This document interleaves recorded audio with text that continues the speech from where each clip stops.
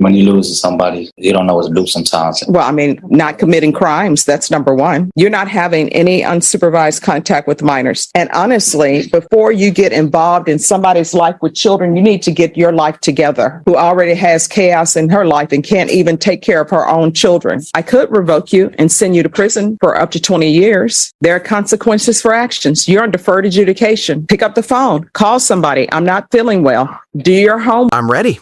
That sounds like a compelling sequence of events. Walk me through what happened next in each case. Can I have parties announced for the record for the state? Daniel Escobar for the state of Texas. Orlando Ruiz for the defense. And are you Mr. Aguilar? Yes. Are you the same Adam Edward Aguilar who was placed on deferred adjudication in 2022 for the offense of unauthorized use of a vehicle on January 9, 2023 for a period of 4 years? Is that you?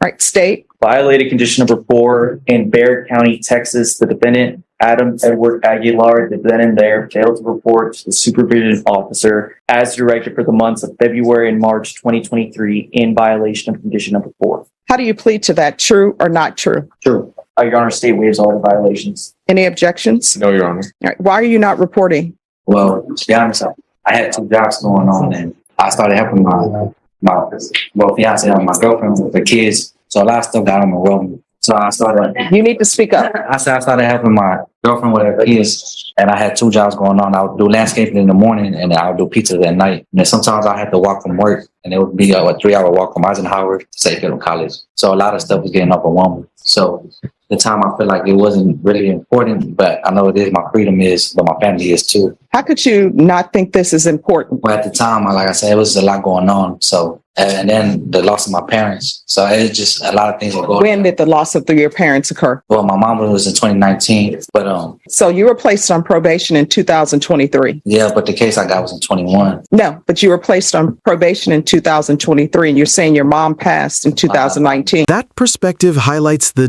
difficult balance between personal trauma and legal accountability.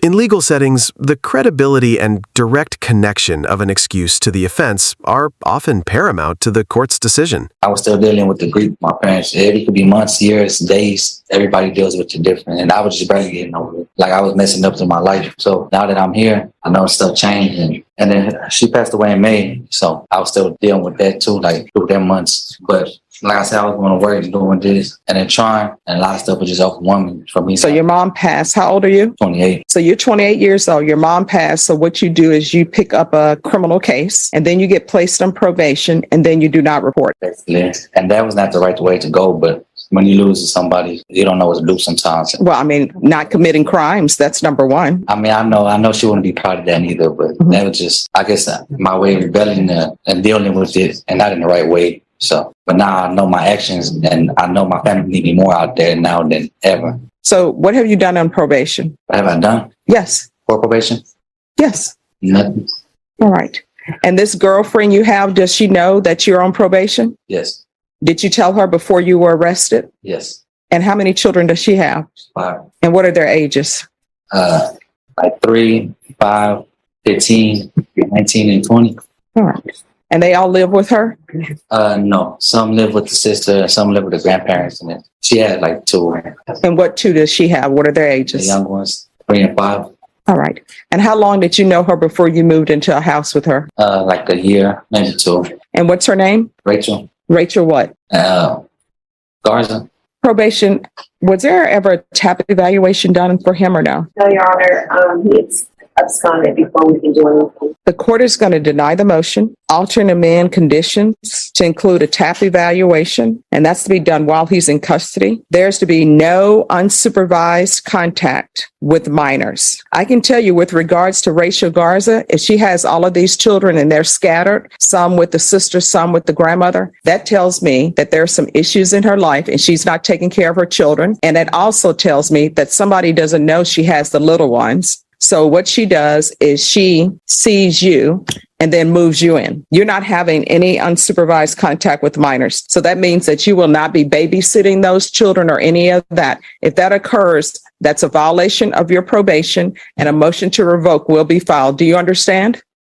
And I'm going to want field visits 1 time per month, random. And we're going to do the UA hotline until further notice. Is there anything else from either side? No, Judge. No, Your Honor. Probation, is there anything else that he needs? Yes, Your Honor, I just want to make the court aware that you attempted to do field visits. However, the address on file that we have, it was not a good address. So we need to get a good address. And I would like to ask the court if we could do the weekly reporting for at least 30 days to. Yes. We're going to do weekly reporting until further notice. You're going to provide them with an address that you live at. If you provide them with the incorrect address, probation, file a motion to revoke. Do you understand? Yeah. You are not to be address hopping because you are what people call on paper, and people need to know where you are. So, And honestly, before you get involved in somebody's life with children, you need to get your life together. Your life is not together. So now you're bringing chaos to this Rachel Garza person who already has chaos in her life and can't even take care of her own children. Do you understand? yes, Your Honor. And from here on out, you need to ask yourself, whenever you make a decision, whether or not that could result in you going to the state jail facility for 2 years. If it is, you need not do it. If it's a maybe, you need not do it. Do you understand? Yes, Your Honor. All right, we're off the record. What's that mark on your face? I don't know. Probably the sheets from Bexar County. Well, I'm sorry, what? Probably the sheets from Bexar County. They don't Probably the what from Bexar County? the sheets. The sheets? Thank All right, you need to get that checked out. you. All right, good luck to you. Thank you, Judge. You're welcome. Can I have parties announce for the record for the state? Travis Banks to the state of Texas. Defense? Kim Gonzalez for Shannon Locke. And are you Paul Andrew Martinez? Yes, sir. All right, do you have any objection to this attorney standing in for Mr. Locke? No, Your Honor. To the attorney, what is your relationship to the firm? I'm an associate with the Locke Law Group, Your Honor. All right, thank you. State, do you have any objections to this attorney being here as opposed to Mr. Locke? No, Your Honor. All right, I'm showing you what's entitled Motion to Enter Adjudication of Guilt and Revoke Community Supervision. Violated condition number 15B on or about the 13th day of April 2023 in Bexar County, Texas. The defendant, Paul Andrew Martinez, did then and there fail to comply with the instructions of the Bexar County Community Supervision and Corrections Department Sex Offender Program, and that the defendant was suspended from Martinez Counseling Services in violation of condition number 15B. How do you plead to that, true or not true? True, Your Honor. State, And the state will waive and abandon the further allegation. any objections to the state's waivers? No, Your Honor. Did you understand by pleading a violation of 15B, the court could find it true, grant the motion, find you guilty, and sentence you up to 20 years in prison and up to a $10,000 fine? Do you understand? Yes, Your Honor. Court will find 15B true. Is there an agreement? Your Honor, the agreement and the state's recommendation, should Your Honor choose to follow it, is that the defendant begin treatment with a different counselor, and I think defense will be able to provide that counselor's name to the court, that the state ISF cognitive track be held in abeyance, and he has 30 days to get started with that new counselor. Is that the agreement? That is, Judge, and we're just asking that the conditions be altered and amended to reflect that he be allowed to seek treatment with Mark Harris as a provider for this particular treatment that's required of his probation. All right. And is this Mark Harris approved by probation? We will need to his, practice, but there's no objection at this point for him to other counsel. All right. And why was he suspended from Martinez Counseling Service? Your Honor, he missed an appointment.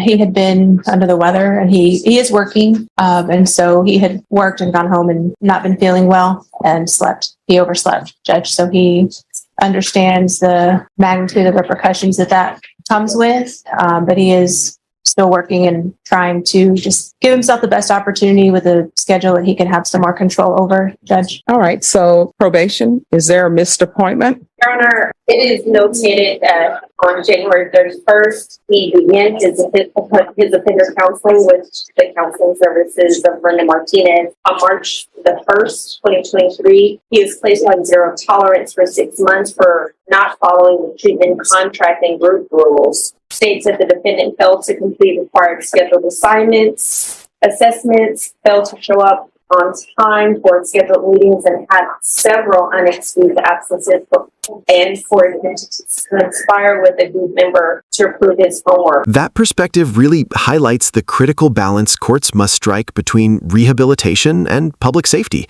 When an individual doesn't demonstrate commitment to the process, it undermines the trust that those programs are built on. On April 5th of 2023, the defendant failed to show up for his scheduled group session with his counselor, which resulted in him being suspended. for failing to progress toward a reasonable treatment goal. All right. And does Martinez want him back? Will they accept him back? And since it's a part of the recommendation, I'm going to say that they've already spoken to Martinez and they would accept the fact. So that's where you're going to be going. So I'm going to deny the motion, alter and amend conditions to include a 30-day jail sanction, and that's to begin today. And then you are to be re-referred to Martinez Counseling Service. Is there anything else you need from the court? Your Honor, can I say one thing? Sure. You want to raise your right hand? Do you solemnly swear and affirm the testimony you give will be the truth and nothing but the truth, so help you God? Yes. In All right. reference You can lower your hand. State your name for the record. Paul Martinez. All right. Have you talked to your attorney to see if they want you to speak? Him doing his jail sanction on the weekends as opposed to. All right. So, Mr. Martinez, in this court, there are consequences for actions. You're on deferred adjudication. Pick up the phone. Call somebody. I'm not feeling well. Do your homework. Don't get somebody else to approve your homework. There are consequences. So I'm not going to revoke you. I could revoke you and send you to prison for up to 20 years. That will be within the realm of possibility because you're on deferred adjudication and you're not doing what you're supposed to be doing. So I'm not going to do that. I'm going to deny the motion. That's what both of you all wanted me to deny the motion. I'm going to alter and amend conditions to include a 30-day Bexar County jail sanction. That's going to start today. And you're going to be referred back to Martinez Counseling Service. Do you understand? All right. Is there anything else? No, Your Honor. All right. Thank you. The text highlights the critical difference in how the justice system views genuine struggles versus disrespect or wasted opportunities.